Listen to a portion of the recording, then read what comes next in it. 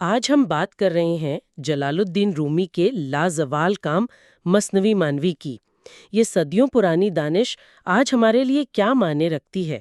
ہمارے پاس ایک YouTube video کا خلاصہ ہے جو اس کی کچھ بنیادی باتوں کا احاطہ کرتا ہے، تو کوشش ہوگی کہ اس کی گہرائی میں تھوڑا اتریں۔ بالکل۔ اور دیکھیے، مثنوی صرف شاعری نہیں ہے، یہ تو اصل میں روح کا ایک آئینہ ہے۔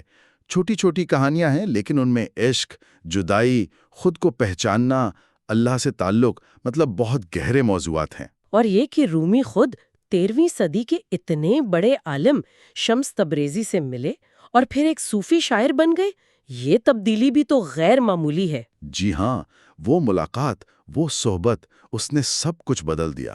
مثنوی اسی روحانی انقلاب، اسی اندرونی کیفیت کا نتیجہ ہے۔ ہوں تو آئیے پھر اس خزانے سے کچھ موتی چنتے ہیں۔ شروع ہی ایک بانسری کے ذکر سے ہوتا ہے، وہ اپنے اصل بانس کے جنگل سے جدائی کا نوحہ کر رہی ہے۔ یہ تو بڑا دل کو چھونے والا استعارہ ہے۔ یقیناً، یہ بانسری اصل میں ہر انسان کی روح کی کہانی ہے، جو اپنے الہی ماخذ سے، اپنی اصل سے جدا ہو کر اس دنیا میں آ گئی ہے۔ اچھا۔ تو وہ جو ایک بے چینی سی رہتی ہے نا اندر، ایک تڑپ، رومی کہتے ہیں یہ اسی جدائی کا احساس ہے۔ اور دلچسپ بات یہ کہ بانسری میٹھی آواز تبھی نکالتی ہے جب اسے کاٹا جاتا ہے، اندر سے خالی کیا جاتا ہے، اس پر سوراخ کیے جاتے ہیں۔ صحیح۔ اسی طرح روح بھی دنیا کی تکلیفوں سے، مشکلات سے، مجاہدے سے گزر کر ہی آپ سمجھے پاک ہوتی ہے اور خدا کے قریب تر ہوتی ہے۔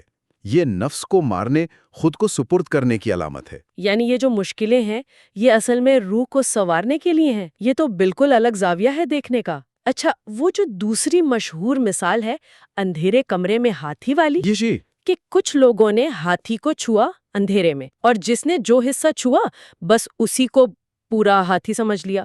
کسی نے کہا یہ پائپ ہے، کسی نے کہا پنکھا، کسی نے ستون۔ بالکل۔ یہ آج کل کے دور میں تو شاید اور بھی زیادہ سچی لگتی ہے۔ ہاں نا، ہر کوئی اپنی بات پہ اڑا ہوا ہے۔ یہ کہانی یہی بتاتی ہے کہ ہماری سمجھ کتنی محدود ہے۔ ہم حقیقت کا صرف ایک چھوٹا سا حصہ دیکھ پاتے ہیں اور سمجھتے ہیں کہ بس یہی پوری سچائی ہے۔ اور اسی وجہ سے پھر بحث ہوتی ہے، جھگڑے ہوتے ہیں، مذہبی، نظریاتی، یہاں تک کہ ذاتی زندگی میں بھی۔ رومی کہتے ہیں کہ اگر وہاں علم کی یا کھلے ذہن کی یا روحانی روشنی کی ایک موم بتی جل رہی ہو تو سب کو پورا ہاتھی نظر آ جائے۔ صحیح۔ اس سے مطلب یہ سبق ملتا ہے کہ حقیقت شاید اس سے بڑی ہے جو ہم سمجھ رہے ہیں۔ ہمیں تھوڑی عاجزی رکھنی چاہیے، دوسروں کی بات بھی سمجھنی چاہیے۔ یہ موم بتی جلانا ہی تو اصل کام لگتا ہے، خاص طور پر جب ہمارے اپنے تعصبات ہوتے ہیں، خواہشیں ہوتی ہیں، اور شاید یہیں وہ نفس والی بات آتی ہے۔ رومی نے نفس کو یعنی انا کو بڑا دشمن کہا ہے۔ یہ کیسے کام کرتا ہے؟ دیکھیں، نفس کے کئی چہرے ہیں۔ تکبر ہے، لالچ ہے، حسد، غصہ، دنیا کی چیزوں کی بھوک، یہ سب نفس ہی ہے۔ یہ ہمیں الجھائے رکھتا ہے، بے چین رکھتا ہے۔ رومی یہ نہیں کہتے کہ اسے بالکل ختم کر دو، شاید وہ ممکن بھی نہیں۔ وہ کہتے ہیں اسے قابو میں لاؤ، اسے سدھاؤ۔ اچھا، وہ کیسے؟ اس کی خواہشوں کے خلاف جا کر۔ جو چیز نفس کو بری لگے، اگر وہ صحیح ہے تو وہ کرو۔ وہ حضرت علی رضی اللہ تعالیٰ عنہ والی مثال بہت اہم ہے، جو ماخذ میں ہے نا، کہ دشمن پر قابو پا لیا، اس نے آپ پر تھوکا تو آپ نے اسے چھوڑ دیا کہ کہیں ذاتی غصہ شامل نہ ہو جائے۔ ہاں، یہ تو کمال کی مثال ہے۔ یہ نفس پر قابو پانے کی انتہا ہے۔ اس کے لیے خود کو پہچاننا، ڈسپلن، اور سب سے بڑھ کر عشق حقیقی، اللہ کی محبت، یہ چیزیں نفس کی آواز کو دبا دیتی ہیں۔ تو گویا یہ ایک مسلسل کوشش ہے، کوئی ایک دن کا کام نہیں۔ اچھا، تو ان سب باتوں کا، ان کہانیوں کا نچوڑ کیا ہے؟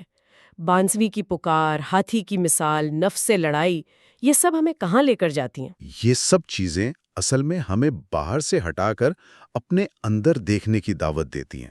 یہ یاد دلاتی ہیں کہ ہماری یہ جو بے چینی ہے، یہ تلاش، یہ سوال، یہ خوشی، یہ غم، یہ سب ایک بڑے روحانی سفر کا حصہ ہیں۔ رومی سکھاتے ہیں کہ ان تجربات کو بوجھ نہ سمجھیں، بلکہ روح کی ترقی کا ذریعہ سمجھیں۔ یہ حکمت 800 سال پرانی ضرور ہے، مگر آج بھی اتنی ہی تازہ ہے، اتنی ہی کارآمد۔ بالکل۔